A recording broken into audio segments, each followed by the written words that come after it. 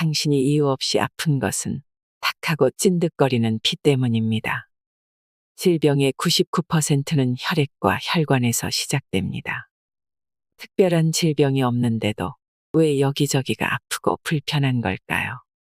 나이가 들면 쑤시고 결리고 뻣뻣해지는 게 당연한 걸까요? 결론부터 말하자면 그렇지 않습니다. 혈액과 혈관의 노화를 그냥 방치해서 나타나는 증상일 확률이 높기 때문입니다. 나이를 불문하고 이유 없이 무기력하고 무얼 해도 의욕이 나지 않는 증상, 원인을 알 수 없는 만성적인 편두통, 지압이나 마사지를 받아도 낫지 않는 요통 등도 마찬가지입니다. 이렇게 원인 모를 증상으로 고민하고 있다면 지금 당장 혈액과 혈액의 순환, 즉 혈류에 주목해야 합니다. 특히 모세혈관은 우리 몸에서 가장 넓은 면적을 차지하는 기관으로 다 이어붙이면 지구 2바퀴 반을 돌 수 있는 길이입니다. 그런데 그 모세혈관이 20대부터 줄어들기 시작해 60대가 되면 무려 40%나 소멸한다는 사실을 아시나요? 손발이 차갑고 피부가 칙칙해지고 머리카락이 푸석해지는 것은 물론이고 내장기관이 자주 고장을 일으키는 것 역시 모세혈관의 소멸로 우리 몸이 말단까지 영양분을 충분히 공급하지 못하기 때문입니다. 그런데 다행히도 사라진 모세혈관은 다시 되살릴 수 있습니다. 자신의 혈액, 혈류 타입에 맞게 식사법, 운동법, 생활 습관을 바꾸면 가능합니다. 혈액순환에 좋은 음식을 챙겨 먹고 몸을 항상 따뜻하게 유지하며 적당한 혈자리를 주무르면 됩니다. 오늘 소개해드릴 책은 나쁜 피가 내 몸을 망친다입니다. 노화된 혈관 건강을 되찾아 행복한 삶을 살아가시길 바랍니다. 혈관 나이를 젊게 되돌리는 4가지 핵심 포인트. 첫 번째, 몸을 따뜻하게 유지하고 언제 어디서나 춥지 않게 생활한다. 체온이 1도 내려가면 대사가 12%나 떨어진다고 한다. 몸이 차가워지면 혈류가 정체되고 혈류의 정체는 곧 혈관의 노화로 이어진다. 평상시 몸을 따뜻하게 유지하는 생활 습관을 갖는 것이 중요하다. 두 번째, 혈류를 증가시키는 음식을 먹는다. 과식은 몸속 노폐물을 증가시키고 배설 기능을 떨어지게 해 혈액을 탁하게 만드는 원인이 된다. 따라서 배가 터질 것처럼 많이 먹지 말고 조금 덜 먹었나 쉽게 먹는 것이 좋다. 또한 생강, 양파와 같이 혈류를 증가시키는 식품을 적극적으로 찾아 먹으면 혈관을 젊게 되돌릴 수 있다. 세 번째, 몸을 자주 주무르거나 누른다. 혈류가 좋아지는 혈자리가 따로 있다. 이곳을 자주 누르거나 주무르면 정체된 혈액이 정상적으로 잘 순환하게 된다. 평소 운동량이 부족한 사람은 가급적 몸을 활발하게 움직이는 것이 중요하다. 네 번째, 몸과 마음의 생기와 활력을 되찾는 데 집중한다.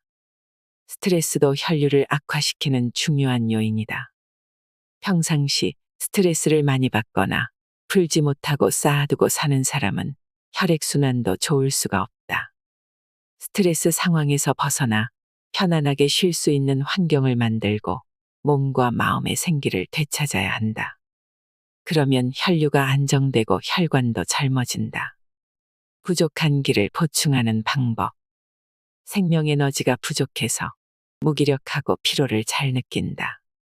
에너지의 원천이 되는 기가 부족하기 때문에 어떤 일에도 의욕이 없고 항상 피로를 느끼는 유형이다. 소화기 계통의 기능이 떨어져 있어서 위장이 약하고 입이 짧은 것이 특징이다. 이런 사람은 소화가 잘 되는 음식을 먹어서 에너지를 보충해야 한다. 아침에 일찍 일어나서 햇볕을 쬐다. 아침에 햇볕을 쬐면 몸이 잠에서 깨어나 피로가 풀린다. 밤낮이 바뀐 생활을 하는 사람은 먼저 아침형 인간으로 생활을 바꿔보자. 아침 식사를 잘 챙겨 먹어 에너지를 보충한다. 우선 아침 식사를 제대로 챙겨 먹어서 하루에 필요한 에너지를 확보하자. 위장이 약한 경우가 많으므로 소화가 잘 되는 음식을 천천히 꼭꼭 씹어 먹는다. 족삼리를 누른다. 족삼리는 다리 정강이의 바깥쪽에 있는 무릎 관절에서 손가락 3개만큼 아래에 있는 혈자리다. 이 혈자리를 누르면 소화와 흡수 기능이 향상되므로 기어인 사람에게 추천한다. 충분히 자고 푹 잔다. 밤늦게까지 깨어 있으면 혈이 소모되므로 기본적으로 일찍 자고 일찍 일어나야 한다. 늦어도 밤 12시 전에는 취침하도록 노력하자. 눈을 혹사하면 혈이 쉽게 소모된다. 컴퓨터, 스마트폰, 태블릿 PC, 텔레비전을 오랫동안 보면 눈이 피로해지므로 주의하자.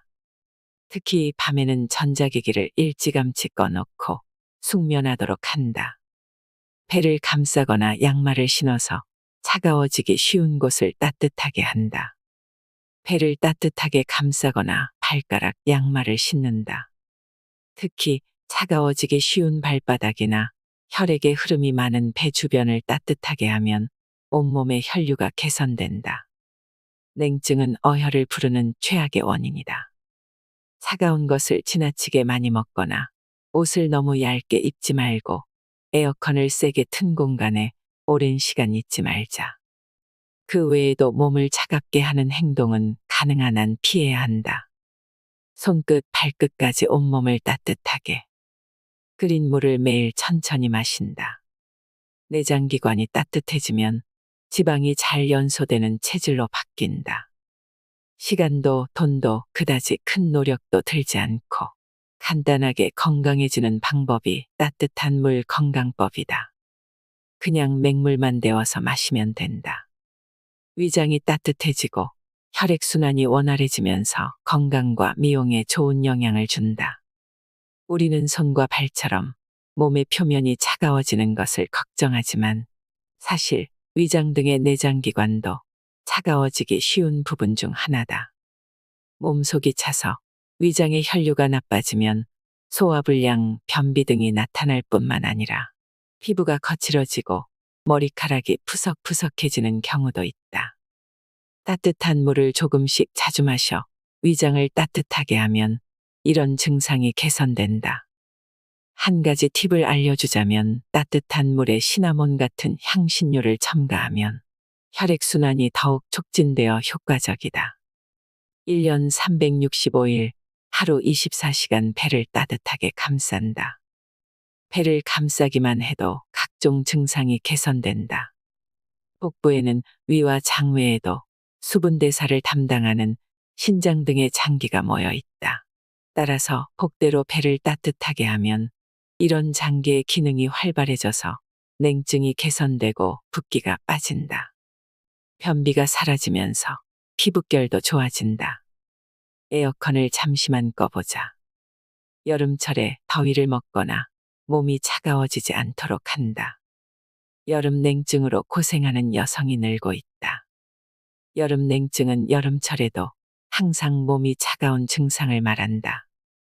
이것은 지나친 수분 섭취와 너무 낮은 실내 온도가 원인이다. 에어컨을 세게 튼 공간에 오랜 시간 있으면 우리 몸은 몸의 열이 밖으로 나가지 못하도록 막기 위해 혈관을 수축시킨다. 이로 인해 혈액순환이 정체되어 냉증, 두통, 피로 등의 증상이 나타난다. 실내외의 온도 차이가 심하면 자율신경의 균형이 무너진다. 그래서 기본적으로 에어컨을 안 트는 생활에 익숙해지는 것이 가장 이상적이다. 그러나 무더운 날에 에어컨을 안 틀고 있으면 열사병에 걸릴 우려가 있다. 선풍기나 에어 서큘레이터 등으로 공기를 순환시키고 실내를 외부 기온보다 4도만 낮게 유지하자. 손으로 1분 동안 눈을 덮는다. 스마트폰을 너무 오래 보면 눈과 눈 주변의 혈류가 정체된다. 컴퓨터나 스마트폰 화면을 지나치게 오래 보면 눈이 피로해진다. 특히 어두운 곳에서 구부정한 자세로 보는 것은 최악이다. 눈이 피로하면 눈 주변의 혈류가 나빠지고 눈꺼풀이 부을 뿐만 아니라 다크서클, 안구건조증 등 다양한 증상이 생긴다. 양손으로 눈을 감싸기만 하면 되는 초간단 혈류 개선법. 눈의 피로를 푸는 가장 좋은 방법은 눈을 따뜻하게 해주는 것이다. 손바닥을 서로 비벼서 따뜻하게 만든 뒤 손바닥으로 눈 전체를 덮어서 눈두덩이를 따뜻하게 한다. 눈이 피로하게 느껴질 때 해주면 효과적이다. 자주 해도 좋다. 특히 취침 전에 눈을 따뜻하게 하면 편안하게 잠들 수 있으므로 추천한다. 뜨거운 수건을 목과 어깨에 댄다. 일상적으로 목과 어깨를 따뜻하게 하면 뻐근함이 풀린다. 만성적으로 목이나 어깨가 뭉쳐있고 뻐근한 사람들이 많다. 이런 증상은 지압이나 마사지를 받으면 조금 호전된 듯해도 며칠 안 가 금세 본래대로 돌아가곤 한다. 이것은 오랜 시간 나쁜 자세로 있어서 부분적으로 혈액순환이 안 좋아진 탓이다. 나쁜 자세로 장시간 책상에 앉아서 일하는 사람은 일상의 생활 습관이 원인이므로 한 달에 한 번 정도 전문가의 시술을 받는다고 해서 증상이 쉽게 개선되지는 않는다. 그것보다 매일 환부를 따뜻하게 하는 습관을 들이는 편이 더 효과적이다. 뜨거운 수건으로 목과 어깨를 자주 따뜻하게 해주면 혈액순환이 좋아지는 것은 물론 경직된 근육이 풀려서 몸과 마음이 편안해진다. 자기 전에 하면 숙면을 돕는 효과도 얻을 수 있다. 발가락 양말을 신는다. 발가락을 하나씩 감싸 냉증과 변형을 개선한다. 발가락은 심장에서 가장 먼 곳에 있기 때문에 혈액이 충분히 도달하지 못해서 쉽게 차가워진다. 발가락 양말을 신으면 발가락이 하나씩 따뜻해져서 냉증이 개선된다. 양말은 여름철에도 가급적 온종일 신고 있도록 하자. 또한 발가락 양말을 신으면 냉증이 개선되는 것 이외에도 기분 좋은 효과를 많이 볼 수 있다. 먼저 발가락을 하나씩 감싸면 각각의 발가락에 균등하게 힘이 들어가서 변형된 부위가 개선된다. 게다가 양말의 압력으로 혈류가 개선되어 붓기가 빠지고 발가락 사이에 땀이 흡수되어 발냄새도 예방된다. 양말의 소재나 형태에 따라서 효과가 다르므로 신경 쓰이는 부분에 맞게 선택하자. 수욕, 족욕을 한다. 손발을 따뜻하게 하면 전신이 따뜻해진다. 욕조에 들어갈 시간이 없어도 곧바로 온몸을 따뜻하게 만들고 싶을 때 효과적인 것이 수욕과 족욕이다. 손발을 따뜻하게 하면 온몸의 혈류가 좋아져서 몸 전체가 따끈따끈해진다. 옷을 입은 채로 할 수 있어서 환자나 노인도 손쉽게 할 수 있다. 몸 전체를 담그는 것보다 심장에 부담이 덜하다는 장점도 있다. 수욕과 족욕의 효과를 더욱 높이고 싶다면 찬물과 따뜻한 물을 양쪽에 준비해 놓고 교대로 담그는 방법을 추천한다. 40도에서 42도의 따뜻한 물과 10도에서 15도의 찬물에 교대로 담그면 냉온욕 효과가 있어 혈액순환이 더 원활해진다. 또한 따뜻한 물에 좋아하는 아로마 오일을 몇 방울 떨어뜨리면 몸과 마음이 편안해지고 숙면에도 도움이 된다. 333 입욕법으로 몸을 따뜻하게 한다. 귀찮다는 이유로 샤워만 하다 보면 냉증이 점점 심해진다. 매일 욕조에 몸을 담그는 것을 습관으로 만들어 보자. 333 입욕법을 추천한다. 한번 해보면 그 효과에 깜짝 놀랄 것이다. 42도 정도의 따뜻한 물에 3분 동안 어깨까지 몸을 담근다. 그리고 욕조에서 나와서 3분 동안 몸을 씻는다. 그리고 다시 따뜻한 물에 3분 동안 어깨까지 몸을 담근다. 욕조에서 나와서 3분 동안 머리를 감는다. 그리고 마지막으로 다시 3분 동안 몸을 담근다. 이것이 333 입욕법이다. 3분씩 3번 욕조에 들어가면 단 9분만 욕조에 몸을 담갔음에도 불구하고 몸속까지 확실히 따뜻해지는 효과가 있다. 땀이 나오므로 디톡스 효과가 있고 노폐물이 빠져나가 피부도 보들보들해진다. 단 뜨거운 물에 들어갔다 나오면 피부가 건조해지기 쉬우므로 입욕 후에는 보습에 신경 쓰자. 헤어드라이어로 혈자리를 따뜻하게 한다. 뜸 대신 헤어드라이어로 해도 효과 만점. 뜸은 약숙을 피부에 올리고 불을 붙여서 몸의 특정 부위에 온열 자극을 주는 요법으로 혈류를 촉진해서 각종 증상을 개선하는 방법이다. 따뜻해진 부위의 혈류가 좋아져서 냉증이 개선되고 뻐근함을 푸는 데 도움을 준다. 그러나 뜸은 올바르게 사용하지 않으면 자칫 화상을 입을 우려도 있고 집에서 혼자 하기는 좀처럼 쉽지 않다. 그래서 뜸보다는 헤어드라이어로 혈자리를 따뜻하게 해주는 방법을 추천한다. 증상에 맞게 따뜻하게 하고 싶은 혈자리에 헤어드라이어의 온풍을 대기만 하면 되므로 매우 간단하다. 아침에 외출 준비를 하거나 목욕 후처럼 드라이어를 사용할 때 잠깐씩 온풍을 쐬어주는 습관을 들이면 좋다. 자극이 지나치게 강한 경우가 있으므로 임산부나 고령자는 하지 않는다. 한 군데를 너무 오랫동안 쐬면 화상을 입을 수 있으므로 너무 뜨거워지지 않도록 주의한다. 꽉 쬐는 옷을 입지 않는다. 압박은 냉증의 근원. 옷은 편안하고 여유 있게 입는다. 하체를 꽉 쬐는 스키니 팬츠가 젊은 여성들 사이에서 한동안 유행이었다.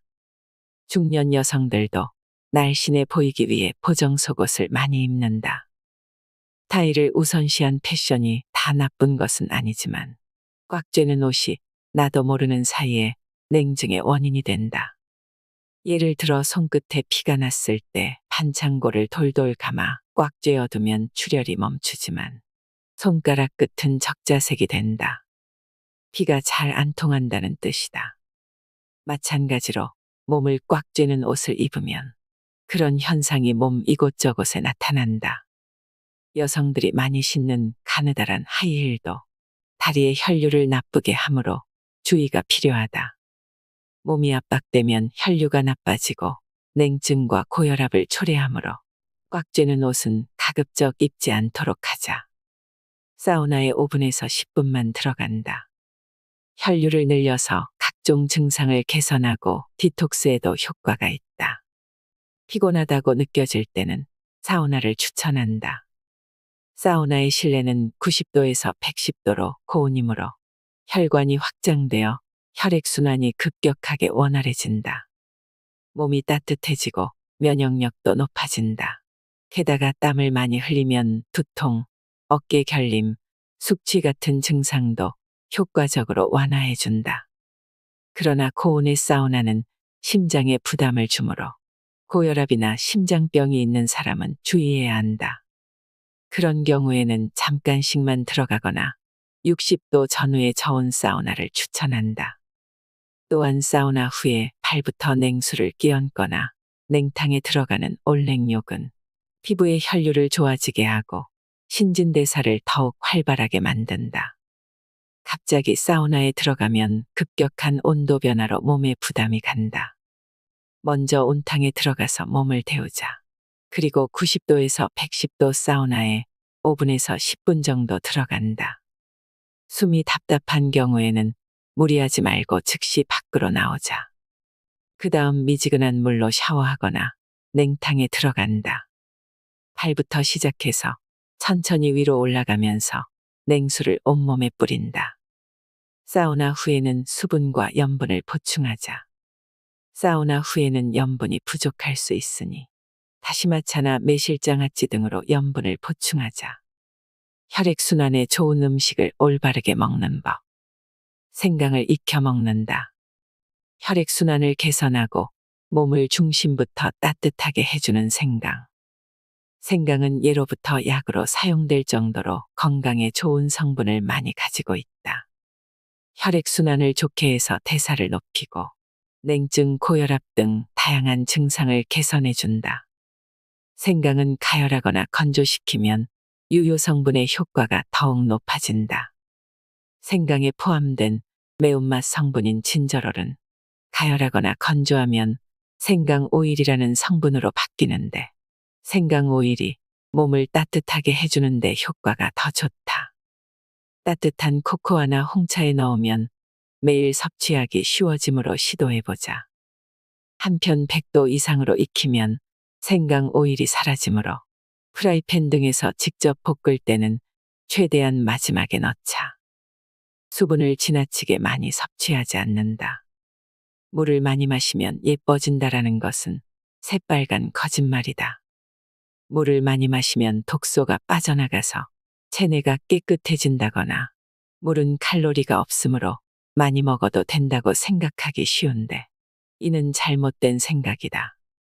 물을 지나치게 많이 섭취하면 한방에서 말하는 수독이라는 증상이 생기기도 한다.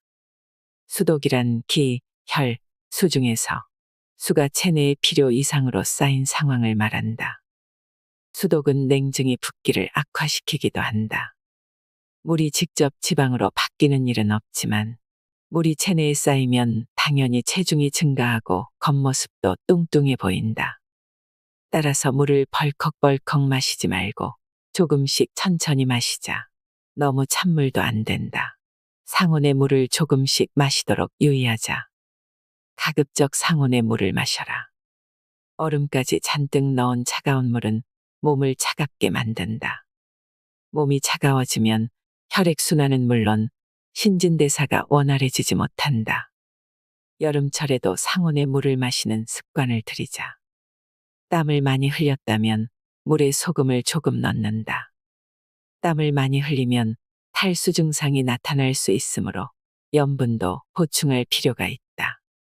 그렇다고 해서 염분을 지나치게 많이 섭취하는 것은 또 다른 붓기의 원인이 되므로 물 500ml에 소금 3분의 1 티스푼 정도를 기준으로 한다. 소금은 미네랄이 함유된 천연소금으로 고른다. 천연소금에만 미네랄이 풍부하게 함유되어 있다. 소금을 지나치게 많이 먹는 것은 몸에 나쁘다고 여겨지는데 소금 자체의 문제라기보다는 정제염이라는 소금의 경우에 그렇다는 것이다.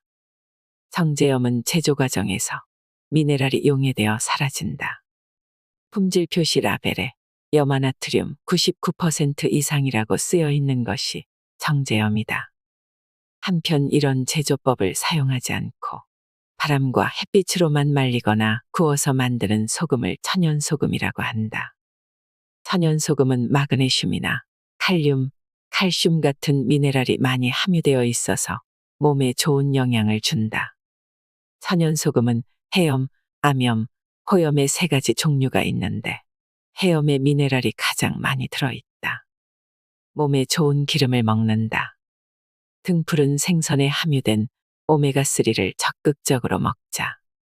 똑같은 기름이라고 해도 원재료에 따라 종류가 매우 다양하다.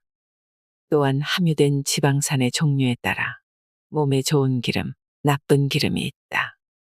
일반적으로 요리에 자주 사용되는 샐러드유는 오메가6라는 지방산이 주성분으로 과도하게 섭취하면 체내 세포를 손상시키는 등 몸에 안 좋은 작용을 한다고 알려져 있다. 반면 등푸른 생선의 기름에는 EPA라는 오메가3로 분류되는 지방산이 함유되어 있어 몸속에 들어가면 딱딱해진 적혈구의 막을 부드럽게 하거나 혈소판이 굳는 것을 막아주는 물질을 생성한다. 그래서 EPA는 적극적으로 섭취해야 할 기름 중 하나다. 그 외에 올리브 오일이나 기버터 등도 혈류를 개선해준다. 매일 흑초를 마신다. 식초는 혈액을 깨끗하게 해주고 혈액순환을 개선한다. 식초는 혈액을 맑게 해준다고 알려져 있는데 그 중에서도 흑초가 가장 효과적이다. 흑초는 보통 2년 이상 장기간 숙성시키는데 그때 아미노산과 미네랄 같은 유효 성분이 증가하기 때문이다. 다른 식초에 비해 유효 성분이 몇 배나 더 많다. 하루 30ml 정도를 따뜻한 물에 섞어서 마시자. 원액을 그대로 마시면 흑초의 초산 성분 때문에 소화기관이 손상될 수 있다. 그래서 10배 정도로 희석해서 마시는 것이 좋다. 물에 섞었을 때 산미가 부담스러운 사람은 꿀이나 우유를 첨가하면 마시기 편해진다. 운동 30분 전후에 마시면 지방연소 효과가 올라간다.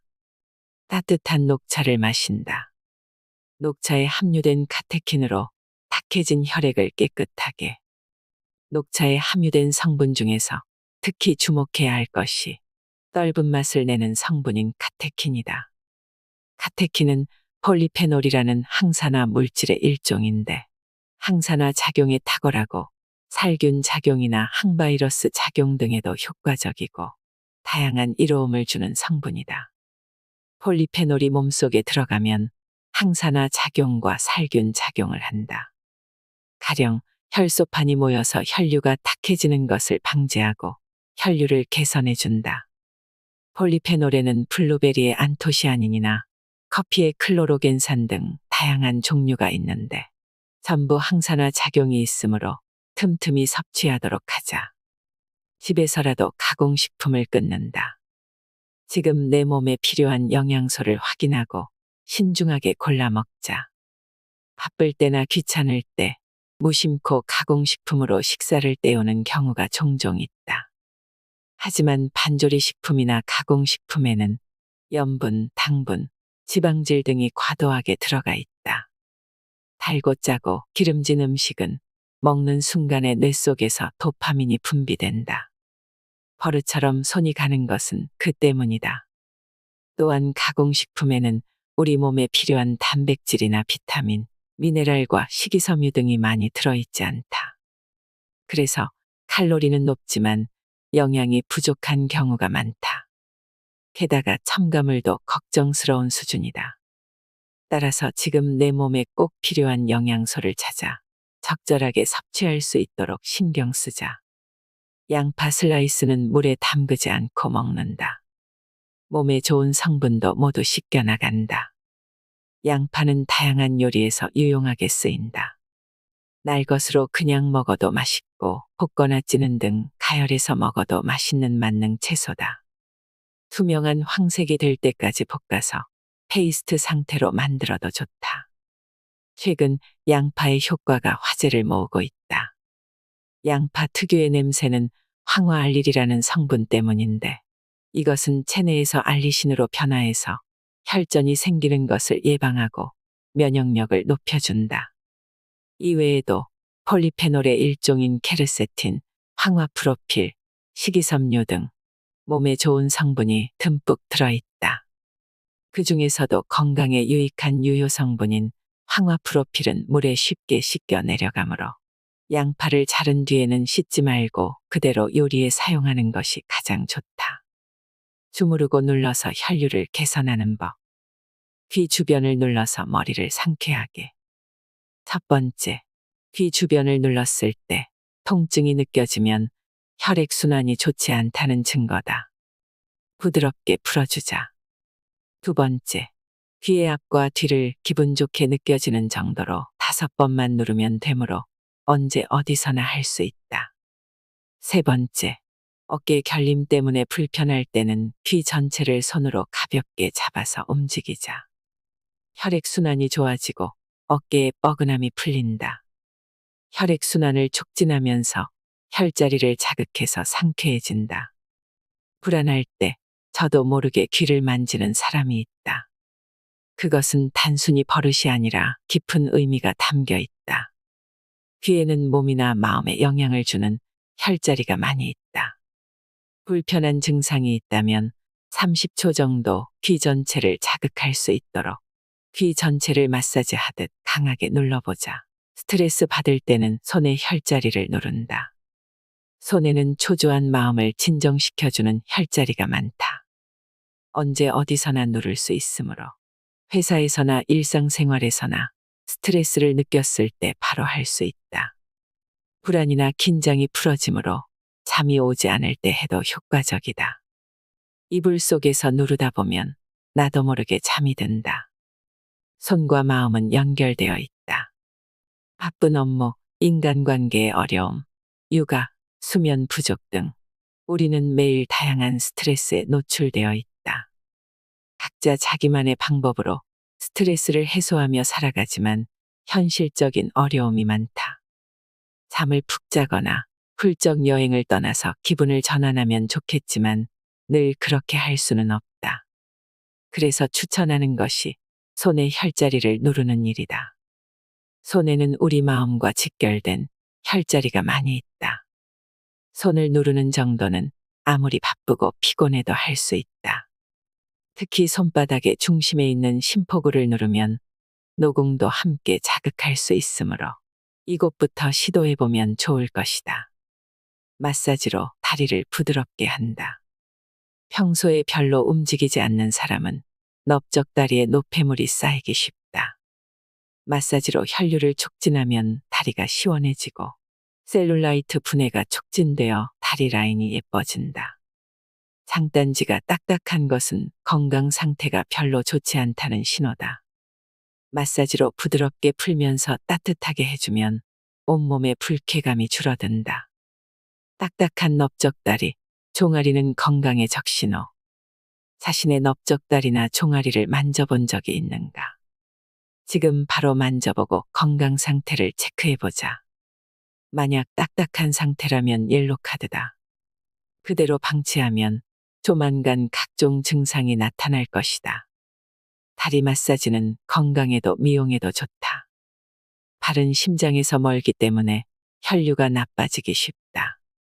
그렇기에 의식적으로 마사지를 해서 혈류를 촉진해주면 분명히 효과가 나타난다. 반드시 부드러워질 때까지 주물러 풀어주자. 건강은 물론 미용에도 도움이 된다. 하루 한 번 발로 다리를 문지른다. 첫 번째, 다리는 심장에서 멀기 때문에 혈액순환이 잘 안 되고 붓기 쉽다. 가볍게 자극해주면 혈류가 촉진되고 온몸이 따뜻해진다.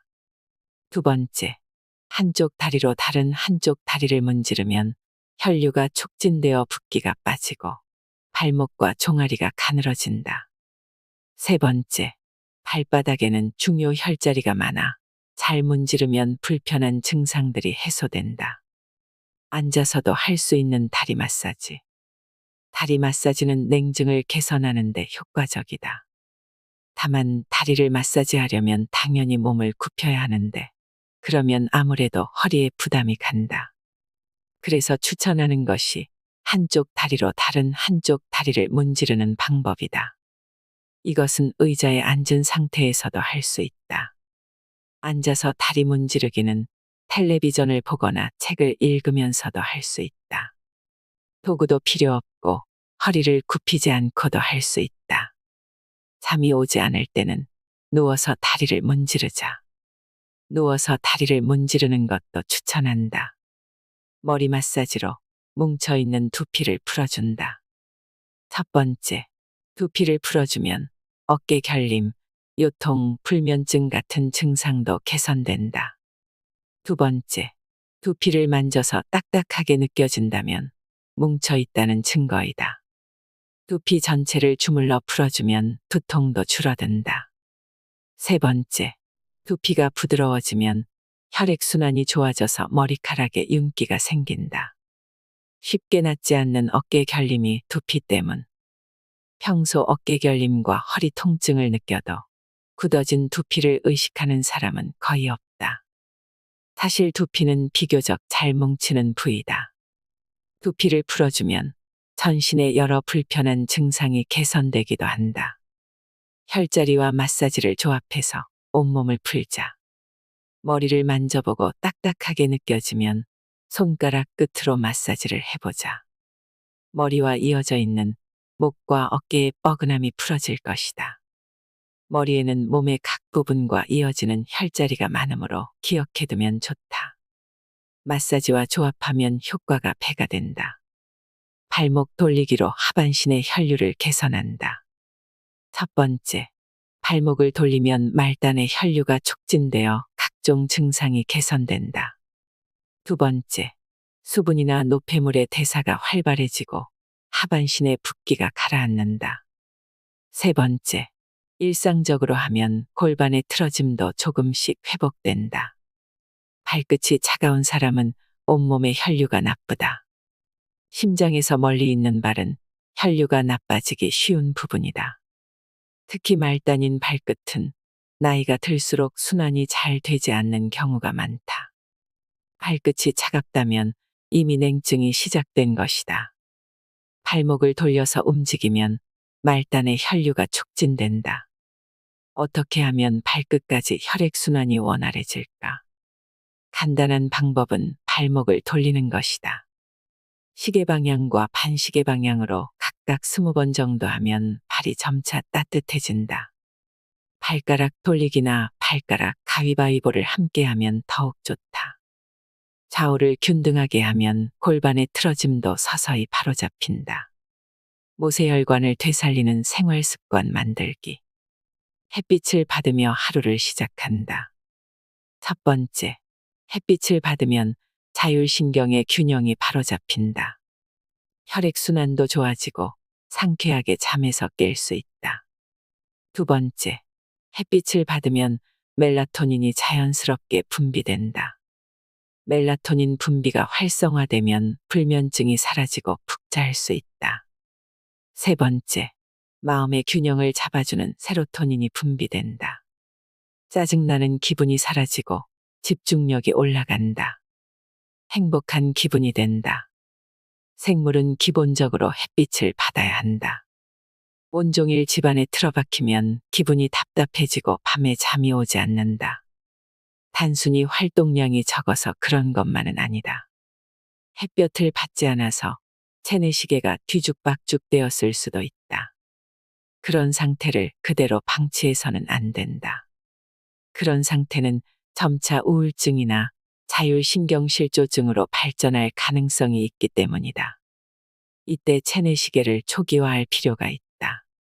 그러면 아침에 상쾌하게 일어나고 밤에는 자연히 졸음이 쏟아진다. 체내시계 초기화 방법은 바로 햇빛을 충분히 받는 것이다. 아침에 일어나면 일단 창문을 열고 햇빛을 충분히 받자. 눈부시다고 느낄 정도로 햇볕을 충분히 받는 것이 중요하다. 우리 몸은 햇빛을 받으면 행복 호르몬인 세로토닌을 분비한다. 또한 멜라토닌 덕분에 밤에 숙면할 수 있다. 숨은 들이마시는 것보다 내쉬는 데 집중한다. 첫 번째, 내쉬는 숨이 얕으면 긴장 상태가 지속적으로 이어진다. 집중해서 천천히 길게 내뱉으면 몸과 마음이 이완되고 편안해진다. 두 번째, 숨을 깊이 내뱉으면 자연히 몸에 필요한 만큼 산소가 들어온다. 세 번째, 숨을 천천히 내쉬면 부교감 신경이 활성화되어 긴장이 풀리고 마음이 편안해진다. 혈액순환이 좋아져서 몸이 따뜻해진다. 숨을 천천히 내쉬면 긴장이 풀리고 편안해진다. 가슴이 두근거리거나 긴장하면 숨을 쉬는 것을 잊는다. 누구나 그런 경험을 한 적이 있을 것이다. 호흡은 자율신경의 움직임이므로 우리는 호흡을 하려고 의식하지 않아도 자연스럽게 할 수 있다. 그리고 숨을 들이마시는 것은 교감신경, 내뱉는 것은 부교감 신경의 작용이다. 그래서 긴장하거나 스트레스를 받는 등 전투 스위치에 불이 들어왔을 때는 숨을 지나치게 들이마셔서 과호흡을 일으키거나 숨이 멈추기도 한다. 편안함을 느끼고 싶을 때는 내뱉는 숨을 의식하기 바란다. 확실히 다 내뱉으면 자연히 필요한 만큼 숨을 들이마시게 된다. 하루에 딱 10번만 스쿼트를 한다. 첫 번째, 대근육인 허벅지 근육을 단련하면 지방이 잘 연소되는 몸이 된다. 몸이 따뜻해지고 혈류도 증가한다. 두 번째, 근육을 만드는 무산소 운동 중에서도 스쿼트는 특히 효과가 좋다. 세 번째, 하반신을 단련하면 엉덩이가 쫙 올라간다. 간편하면서도 효과는 엄청난 스쿼트. 근육량을 늘리는 대표적인 무산소 운동에는 팔굽혀펴기, 복근운동, 등 근육운동 등이 있다. 그 중에서도 추천하는 것이 스쿼트이다. 간편하면서도 효과는 엄청나다. 근육량을 늘려서 몸을 따뜻하게 하자. 스쿼트는 허벅지 앞뒤의 근육과 엉덩이 근육 등 여러 하반신 근육을 한 번에 단련할 수 있다. 무산소 운동이므로 소비되는 칼로리는 많지 않지만 근육량을 늘려서 지방이 연소되기 쉬운 몸을 만들어준다. 우선 하루에 딱 10번씩만 시도해보자. 일주일만 해보아도 변화를 느낄 것이다. 1시간에 한 번씩 몸을 펴준다. 첫 번째, 압박되어 있던 혈관을 풀어주어 혈액순환이 좋아진다. 두 번째, 같은 자세를 계속 유지하면 몸이 붓고 뻐근해진다. 몸을 펴주면 근육도 풀린다. 세 번째, 스트레칭을 자주 하면 행복 호르몬인 엔도르핀이 분비되고 전체적으로 컨디션이 좋아진다. 혈류를 압박하면 온몸에 통증이 온다. 오랜 시간 같은 자세로 있는 사람은 아무래도 근육이 뻐근해지고 몸이 잘 붓는다. 혈관이 오래 압박받으면 유연성이 떨어지고 혈액순환 자체가 잘 안 되기 때문이다. 기분 좋은 느낌이 컨디션 회복의 첫걸음. 사무실 책상에 앉아 일을 하는 사람은 마음대로 일어서서 돌아다닐 수 없으므로 뻐근하고 쑤셔도 참는 경우가 많다. 하지만 적어도 1시간에 한 번씩은 스트레칭을 해야 한다. 혈액순환이 좋아지면 엔도르핀이 분비되어 기분이 좋아질 뿐 아니라 컨디션까지 회복된다. 다리 흔들기로 피로를 물리친다. 첫 번째, 다리를 흔들기만 해도 혈액순환이 좋아진다. 두 번째, 등이나 고관절, 요추 안을 지나가는 자율신경의 진동이 전해져서 부교감신경이 활성화된다. 세 번째, 부교감신경이 활성화되면 몸과 마음의 긴장이 풀리고 동시에 혈류가 증가한다. 피로회복 효과가 있다. 부교감신경의 스위치를 켜야 몸도 마음도 쉴 수 있다. 스트레스나 운동 부족 등으로 자율신경이 흐트러지면 쉽게 피로해지고 병에 잘 걸린다. 그럴 때는 교감신경이 우위인 경우가 많은데 의식적으로 부교감신경을 활성화시킬 필요가 있다. 자율신경을 바로잡아서 혈액순환도 개선한다. 누워서 발목을 흔들거나 발을 위로 들고 다리 전체를 흔들어 보자. 모세혈관을 진동시켜서 모관운동이라고도 부른다. 다리를 떨면 그 진동이 뼈 내부에 있는 자율신경에 전해져서 정상적인 흐름을 되찾아준다. 또한 말단의 모세혈관을 자극하면 온몸의 혈류도 개선된다. 의자에 앉아서 다리를 떠는 것도 보기에는 안 좋지만 건강에는 효과가 있다. 욕조 안에서 물장구 치기. 첫 번째, 욕조에서 하는 운동은 수압에 의해 피부가 자극되고 혈류가 좋아져 효과가 배가 된다. 두 번째, 몸이 따뜻해지므로 에너지 소비량도 늘어난다. 단시간이지만 다이어트 효과가 높다. 세 번째, 욕조에 들어가 있는 동안 하면 되니까 따로 시간을 내지 않아도 된다. 몸이 따뜻해진 상태에서 하면 운동 효과가 높아진다. 욕조에서 하는 운동은 몸이 따뜻해진 상태에서 하는 데다 물에 따른 부하가 있기 때문에 효과가 좋다. 배에 힘을 주고 다리를 움직이면 복부와 다리가 탄탄해진다. 욕조에서 발을 동동거리며 움직이기만 하면 된다.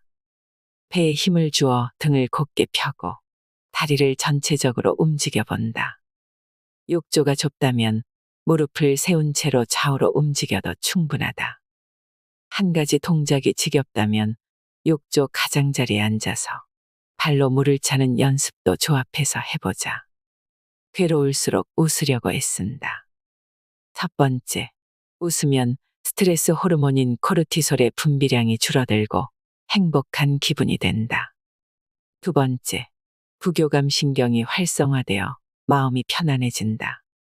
그러면 자연스럽게 호흡도 깊어져서 온몸의 혈액순환이 좋아진다. 세 번째, 종양세포를 죽이는 NK세포가 활성화된다. 면역력이 향상되어 병에 잘 걸리지 않는 체질이 된다. 기분이 침울할 때도 웃으면 즐거워진다. 젊은 사람도 하루에 3,000에서 5,000개 정도의 암세포가 생겨난다는 것을 아는가? 그래도 암으로 발전하지 않는 것은 우리 몸에 있는 면역세포가 지켜주기 때문이다. 면역세포는 스트레스가 많으면 기능이 떨어진다고 한다. 웃으면 간내에 흥분이 전해지는데 이 간내는 면역 기능을 담당하고 있다. 웃으면 면역세포가 활성화되는 것이다. 또한 무리하게 억지로 웃어도 뇌는 그것을 진짜 웃음으로 착각해서 즐겁다고 인식한다. 따라서 괴로울 때야말로 웃어야 하는 때다. 가짜 활기가 진짜 활기를 가져다 주는 셈이다. 친구와 수다를 떠는 것도 면역세포 활성화에 효과가 있다. 명상으로 머릿속을 비우는 시간을 만든다. 첫 번째, 자기 자신을 살펴보고 다독이는 것은 자신을 소중히 여기는 첫걸음이다. 두 번째, 조용히 호흡에만 집중하면 부교감 신경이 활성화된다. 세 번째, 호흡이 깊어지고 혈액순환도 좋아져 체내의 산소가 코로 전달된다. 매일 꾸준히 명상을 하면 기억력과 집중력이 향상된다. 명상은 눈을 감고 의식을 안정시키는 일이다. 방법은 여러 가지가 있지만 어떤 방법을 선택해서 하든 호흡이 안정되고 잡념이 사라진다. 명상하는 사람의 뇌파를 측정하면 편안한 상태에서 나오는 특유의 알파파가 많이 나타난다. 또한 명상을 매일 꾸준히 하면 기억을 담당하는 해마의 회백질이 증가한다는 연구 결과도 있다. 그래서 사고력과 집중력이 높아지는 것이다. 처음 명상을 하면 제대로 집중하지 못할 수도 있다. 그럴 때는 숨을 들이마시고 내뱉는 일에만 의식을 모아보자. 편안함을 느끼는 자세로 시도해보면 된다. 잠들기 1시간 전에는 반드시 스마트폰을 끈다. 첫 번째, 스마트폰 액정을 멀리하면 눈 주위의 근육 피로가 풀리고 눈가의 혈류가 좋아진다. 두 번째, 멜라토닌의 생성이 원활해져서 체내시계가 정상화된다. 세 번째, 뇌는 한 번 흥분하면 진정되기까지 2시간에서 3시간이 걸린다. 잠들기 2시간 전부터 스마트폰을 끄고 방을 어둑어둑하게 하면 수면의 질이 향상되고 피로가 쉽게 풀린다. 눈을 혹사시키면 다양한 트러블이 생긴다. 스마트폰이나 태블릿 PC, 컴퓨터 화면에는 블루라이트라고 불리는 빛이 많이 포함되어 있다. 파장이 짧은 가시광선의 일종으로 장시간 노출되면 몸에 다양한 영향을 미친다. 가장 위험한 것은 눈에 미치는 영향이다. 블루라이트는 물체를 선명하게 보게 해주는데 밤에는 홍채가 커지기 때문에 너무 많은 양의 빛이 들어와 망막과 망막 내 시세포가 손상될 수 있다. 또한 블루라이트는 멜라토닌이라는 수면 호르몬의 분비를 억제한다. 그래서 스마트폰을 보고 있으면 잠이 오지 않는 것이다. 스마트폰은 정신적으로 의존하게 되는 부분도 있으니 잠들기 전에는 반드시 스마트폰을 끄고 눈과 뇌를 쉬게 해주어야 한다. 항상 감사하는 마음가짐을 갖도록 노력한다. 첫 번째, 항상 감사하는 마음을 가진 사람은 똑같은 스트레스를 받아도 더 원만하게 극복한다. 두 번째, 주변에 대한 배려심이 생겨나서 인간관계가 원활해진다. 세 번째, 감사하는 마음을 가지면 뇌의 혈류가 증가하고 의욕도 높아진다. 건강 상태도 좋아지고 업무 효율도 올라간다. 감사하는 마음으로 무장한 사람은 스트레스에 강하다. 같은 말을 해도 사람마다 받아들이는 방식이 다르다. 긍정적인 사람이라면 조언이라고 느끼는 말인데 부정적인 사람은 모욕당했다고 느끼는 경우도 있다. 매사를 부정적으로 바라보는 사람은 항상 스트레스가 가득하다. 마치 자신에게 괴로운 일만 일어나는 듯하다. 특히 일이 잘 풀리지 않을 때일수록 부정적인 마음을 품기 쉽다. 그럴 때는 의식적으로 감사하는 마음을 가지려고 노력해보자. 실제로 감사하는 마음을 가지면 뇌로 가는 혈류가 증가해서 스트레스를 덜 느끼고 인간관계도 원활해진다. 주위 사람들에게 신뢰를 얻으면 의욕이 더욱 솟아오를 것이다. 자연을 자주 접한다. 첫 번째, 단 40초만 녹색 식물이나 자연의 풍광을 바라봐도 집중력이 높아진다. 창문 밖이 보이지 않는다면 책상 위에 관엽식물을 놓아두고 바라보거나 자연의 풍경이 담긴 사진을 봐도 된다. 두 번째, 부정적인 생각이 떨쳐지지 않을 때는 자연을 접하며 마음을 다독인다. 세 번째, 심신이 지쳤다면 도시에서 벗어나 한적한 곳으로 여행을 떠나자. 마음이 편안해지고 긴장이 풀린다. 그러면 자연스럽게 혈액순환이 원활해지고 활기도 되찾을 수 있다. 스트레스 받을 때는 자연을 보자. 숲속을 천천히 산책하기만 해도 스트레스 호르몬인 코르티솔이 16%나 감소한다는 연구 결과가 있다. 자연을 접하면 비관적인 생각이 들 때 활발해지는 뇌의 전두전야에 혈류가 줄어든다. 그러면 자연스럽게 비관적인 생각이 줄어든다. 도시에서 살면 자연을 접할 기회가 많지 않다. 하지만 단 40초만 자연을 느껴도 기분이 전환된다고 한다. 화면 보호기나 책상 위에 풍경 사진을 두거나 주변에 관엽식물을 놓아두고 종종 그것을 바라보기만 해도 효과가 있으므로 가슴이 답답할 때 시도해보자. 그리고 휴가 때는 가급적 자연을 접할 수 있는 곳으로 여행을 떠나자. 깨끗한 혈액이 노화의 시계를 거꾸로 돌립니다. 건강서를 많이 읽거나 접해본 독자라면 몸과 마음의 건강을 지키기 위한 원칙에 있다는 사실을 알 것입니다. 과식하거나 과음하지 않고 스트레스를 적절히 조절하며 숙면을 취하고 배변을 잘하는 것 등 말입니다. 누구나 알고는 있지만 실천하지 못해서 문제라는 점도 잘 알 것입니다. 우리의 혈관은 길이가 총 9만 킬로미터에 달하고 몸속을 도는 혈액의 양은 체중의 8% 정도입니다. 그중 30%만 잃어도 죽음에 이를 수 있습니다. 혈액은 엄청난 길이의 혈관을 타고 온몸 구석구석을 돌며 산소와 영양분을 실어 나릅니다. 그래서 혈액은 세포 하나하나의 건강과 운명을 책임지는 셈입니다. 오늘 말씀드린 방법들 중에 이미 실천하고 있는 것도 있을 것이고 새롭게 알게 된 것도 있을 것입니다. 중요한 것은 혈액과 혈관도 노화된다는 사실을 알고 잘 보살피고 가꾸는 것입니다. 혈액이 깨끗해지고 순환이 잘 되면 노화의 시계는 그만큼 천천히 갈 것입니다.